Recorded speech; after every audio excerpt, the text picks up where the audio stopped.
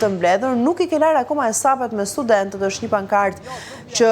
disa të rinj mbajnë në duar, po kolegu Stafa do të mund të na jap më shumë informacione dhe detaje në lidhje me atë se çfarë po ndodh në shesh. Osman, përshëndetje. Ina, përshëndetje, atëherë jemi në sheshin Skënderbej, qytetarët kanë filluar të mblidhen, studentët gjithashtu, të ri gjithashtu, ditën e sotme është dhe një pankart e re apo një slogan I ri, nuk I ke larë akoma hesapet me studentët, një mesazh drejtuar drejt për drejt kryeministrit shqiptar, ndërkohë që vijojnë të mblidhen qytetarët për të nisur për të 9-ën ditë radhazi protestën kundër qeverisë Rama me një kërkesë të vetme, dorëheqjen e kryeministrit. Ata kanë deklaruar se nuk ka asnjë kërkesë tjetër apo të negociojnë apo të dialogojnë si kundër I kaftuar kryeministri, por kanë vetëm një kërkesë, atë të dorëheqjes së kryeministrit. Gjenerata Z Brezi që foli u bashkua dhe po mbron vendin me krenari. Të paktën nëpër rrjetet sociale ka mesazhe të shumta të asaj që konsiderohet si Gen Z, që lidhet me gjeneratën Z, një brez pra të rinj të cilët janë bashkuar, të cilët deklarojnë se do ta mbrojnë vendin me krenari dhe do dalin kundër korrupsionit, kundër vjedhjeve, kundër abuzimit, kundër përdhosjes që është bërë flamurit shqiptar me gjitha çfarë ka ndodhur në këto 36 vite. Pra nuk janë vetëm kundër vetëm një partie, siç është Partia Socialiste në pushtet, që lidhet me kryeministrin Edi Rama, ndaj të cilit kërkojnë dorëheqjen, por janë ndaj politikës 36 vjeçare në Shqipëri që ka qeverisur vendin dhe që sipas këtyre protestuesve, e cila gati 90% është rini, deklarojnë se çështjet që lidhen me shëndetësinë, me arsimin, me shpopullimin, me rritjen e çmimeve, me pamundësinë për të pasur një jetë normale, kanë bërë që ata të dalin në shesh dhe të vijojnë këto protesta qytetare në mënyrë të pa ndalshme. E kujtoj faktin se këto janë të paktën sa kohë kam unë si gazetar që raportoj protestat më të mëdha të organizuara nga qytetarët dhe që vijojnë ditë pas dite, nuk është se ka përgatitje apo protesta një herë në javë, por janë protesta të vazhdueshme. Dita e sotme është dita e 9, teksa edhe pse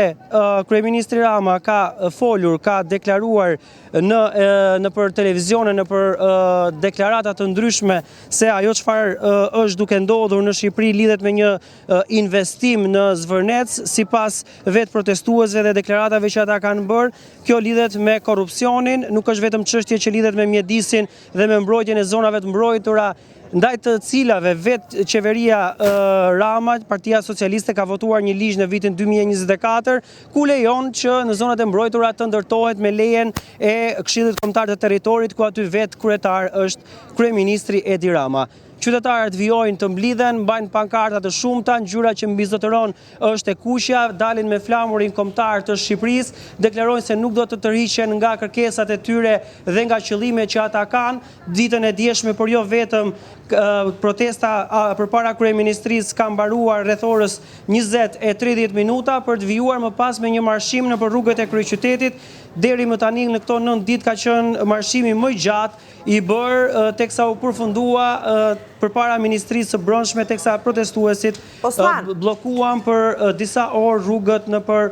kryeqytet duke bërë thirrje që duhet I bashkohen atyre. Osman, edhe sot do të shohim të njëjtën skenar të kësaj proteste si kundër pame edhe përgjatë mbrëmjes së djeshme, pra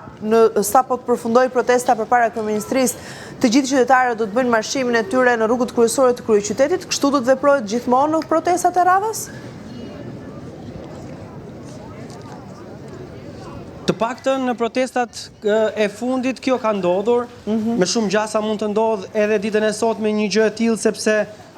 shumica të rinjve, sidomos dhe studentët, kërkojnë që të marshojnë nëpër kryeqytet, kërkojnë të marshojnë nëpër rrugët e Tiranës, duan që prania e tyre të ndihet edhe tek ata njerëz që ende nuk e kanë vendosur për t'u bashkuar protestës, kanë thirrje ndaj tyre, bashkohuni me ne, u deklarojnë atyre, sepse shprehen se ajo çfarë po ndodh aktualisht në Shqipëri është historike, nuk mund të ndodhë më dhe për këtë arsye do duhet që qytetarët të fitojnë përballë politikës që deklarojnë se I ka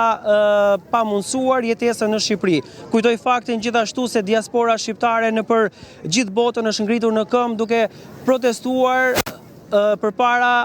apo në sheshe të rëndësishme të vendeve ku ata jetojnë, duke kërkuar mbrojtjen e zonave të mbrojtura, duke kërkuar luftën ndaj korrupsionit, duke kërkuar përgjegjësi tek ata të cilët ishin shkaktarët që ata u larguan nga Shqipëria, sepse këtu nuk kishin një të ardhme, nuk e kishin një mundësi pune, edhe nëse do ofrojë një mundësi pune, patronazhistë deklarojnë ata ishin më të preferuar sesa vetë kualifikime që ata kanë pasur dhe kanë arritur në shkollat e tyre, apo do duhet të paguanin para për të pasur dhe për të siguruar një vend pune, dhe pamundësia që u ka dhënë Shqipëria, pra politika që ka qeverisur Shqipërinë për të jetuar dhe për të ndërtuar jetën këtu, ka bërë që ata të largohen e tashmë t'i bashkohen edhe protestave, teksa ka një veçori që ata kanë ndërtuar dhe jetën e tyre atje ku kanë shkuar, ndoshta mund të mos kishin asnjë arsye, por përsëri kanë lënë angazhimet e tyre për t'u bashkuar, për t'u bërë thirrje njëri tjetrit që të protestojnë për ato çfarë po ndodh në Shqipëri dhe shprehen të gatshëm për të mbështetur çdo lloj pra proteste të tillë të qytetarëve e cila është kundër asaj që e konsideron një qeveri e korruptuar. Të konfirmuar që në datën 10 qershor, të paktën e informacionit që ne kemi sigurisht që në datën 10 qershor diaspora do të vi, po është e konfirmuar edhe mes protestuesve që do të ketë një ardhje të diasporës në Tiranë? Ka pasur thirrje të vazhdueshme Ina ndaj